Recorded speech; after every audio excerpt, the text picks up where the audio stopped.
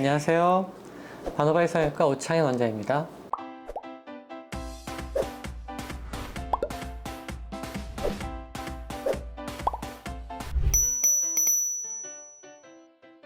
같이 해도 되는 수술이 있고요. 같이 하면 안 되는 수술도 있습니다. 치아 교정에 영향을 주지 않는 대표적인 안면 윤곽 수술은 광대뼈 축소술, 사각턱 수술. 이 두 가지 수술은 교정 치료와 혹은 교정 치료 중에 수술을 받으셔도 큰 문제 없습니다. 치아 교정 중이라도 광대뼈 축소술, 사각턱 수술은 큰 문제가 없습니다 라고 말씀을 드렸습니다. 그렇다면 문제가 있는 안면 윤곽 수술도 있다는 얘기인데요. 그것이 바로 앞턱의 위치를 정하는 수술입니다. 턱이 나와 있거나 혹은 턱이 너무 들어가 있는 경우 앞턱의 위치를 바꿔주게 되는데요. 이러한 수술들은 교정 치료와 같이 진행할 수가 없습니다. 왜냐하면 교정을 통해서 앞 치아의 위치가 변동이 생기기 때문입니다. 이러한 경우에는 교정 치료를 통해서 치아의 위치가 정해지고 난 다음에 턱의 위치를 정할 수 있기 때문에 교정 치료를 먼저 받으시고 앞턱 수술을 받는 것이 맞는 방법입니다.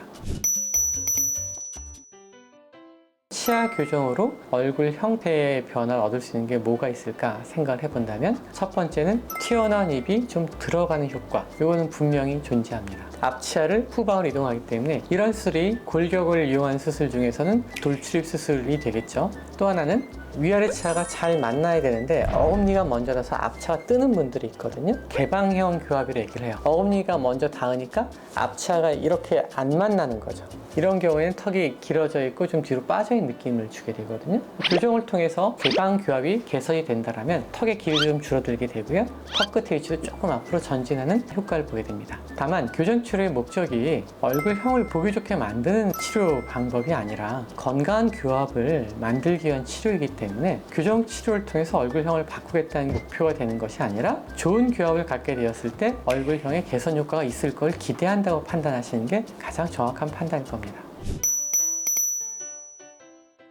정확히 말하면 틀린 답이죠. 하지만 인중이 길어진 경우가 있습니다. 모든 게 이런 게 아니라 돌출입, 입이 나온 경우에 입을 집어넣기 위해서 하는 치료 방법이 교정도 가능하고 뼈를 이동하는 수술도 가능하다고 말씀드렸는데요. 입이 들어가게 되면은 이렇게 들려있던 인중이 이렇게 내려앉으면서 살짝 길어 보이게 되겠죠. 따라서 윤곽과 교정 치료를 같이 해서 인중이 길어 보이는 것이 아니라 어떤 치료법이든 간에 입이 안쪽으로 들어가는 수술법은 지금 현재 인중보단 길어 보이게 됩니다.